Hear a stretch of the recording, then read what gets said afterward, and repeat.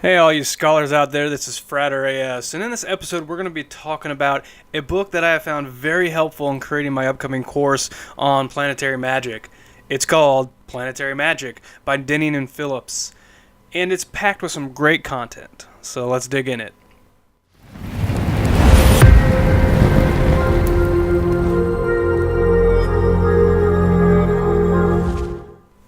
This book was originally published back in 1989, and since then it seems to have been published several other times, but the raw material seems to be the same between all of them. I kind of went through and glanced through a couple different ones, and they seem to be consistent.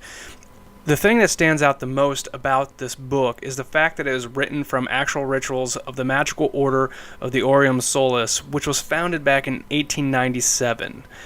The age of the books and grimoires really doesn't mean that terribly much to it, especially to me when it comes to magical practice, because the fact is, if the content is still being used today, then something is working within it.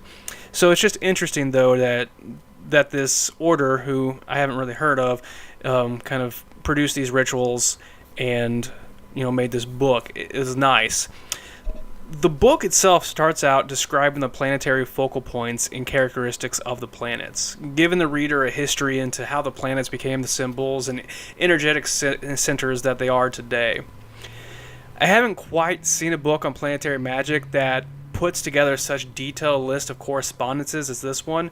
They have a really good, probably about 10 to 15 pages for each planet on correspondences for that planet. So, a good portion of the book is about correspondences, while the rest is broken up between rituals, tools, and practice and attunements. Sorry, having trouble speaking today. Depending on where you learn planetary magic from, there's a lot of different sources, especially when you kind of look at different aspects around the world. You have like the Greco-Egyptian, you have the Western, you have some Eastern. So depending on where you learn it and how deep you're digging into this topic, there are some differences that creep through in this book, and to have some of the different ritual approaches than I've seen. This order really kind of made not necessarily their own, but they made them their own, if that makes sense. It looks like some of the stuff has been taken from the Golden Dawn works and some other Western sections. So there is the standard altar, and they call that the bomos in the book. The layman, they have the magical apparel and the incense. They also discuss a topic of the spiritual idea and the battery, which these two things were kind of interesting to me.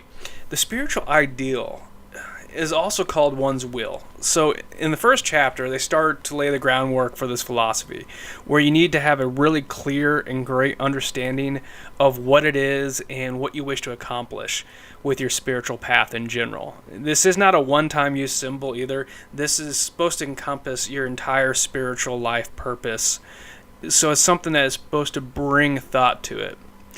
It would almost relate to the Golden Dawn's magical motto, and being kind of from a Golden Dawn background, I noticed that a fair amount of these rituals in the book have a similar vibe to them, and then most Western magical traditions do as well. But this book kind of bases a lot of its traditions off of that, or its rituals.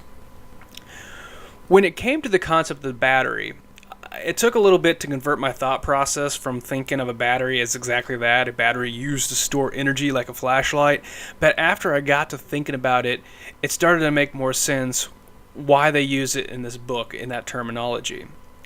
Essentially, a battery is an audible tone used to trigger a shift in the ritual, the ending of one part and the beginning of another. This book breaks it down to the point where the sound quality is associated with the planet during the ritual and what would work best. It's really fascinating to think about this. I have used bells and I've used gongs in my rituals before, and certain frequencies to initiate different sections of the ritual illuminated more than I thought it would be. It was really an interesting, different way of explaining it to me, and it makes perfect sense. So, the battery I took away was probably one of the coolest things I took away out of this book, because now I'm just going down this rabbit hole of how I can initiate frequency and sound vibrations and tones to elevate the ritual. Sorry, I digress. Bring it back in. The ritual section of the book breaks it down in several components. You have like the preparation rites, and you have the approaches, and then you have the contact, and then you have some that break down in from solo work to actual group work. So the rite of approaches, the rite of preparation is exactly how it sounds. It's basically preparing the space and your tools to accept the energies of the planets. So it's similar to the ritual of the lesser banishing of the pentagram, but with a few more steps. And they actually say that you can intertwine these with, your own personal rituals for that purpose.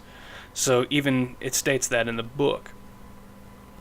Now, the rite of approach are used to become familiar with the planetary energies and are stressed to do them in a certain order in the book. Essentially, these are the rituals that establish the relationship with the planet.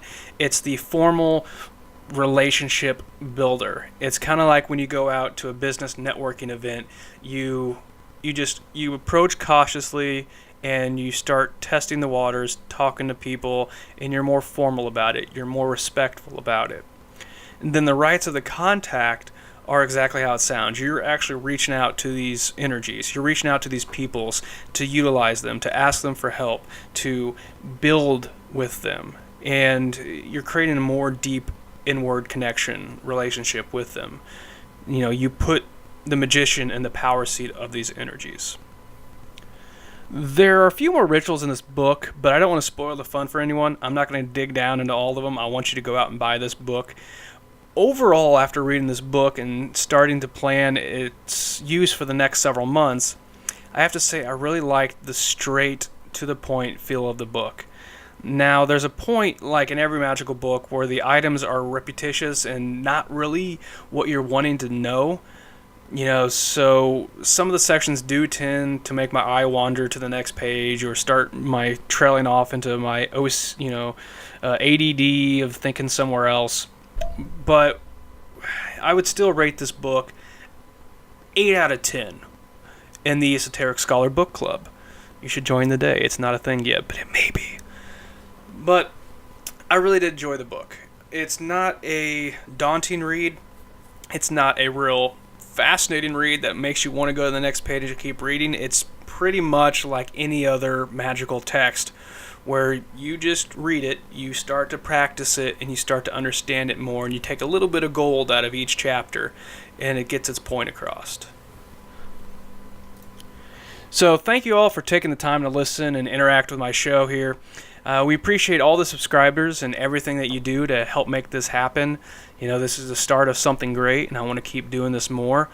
So before you leave, like, share, and comment on this video and get some of that sweet, sweet afterlife karma. Be sure to like, share, and comment on this video.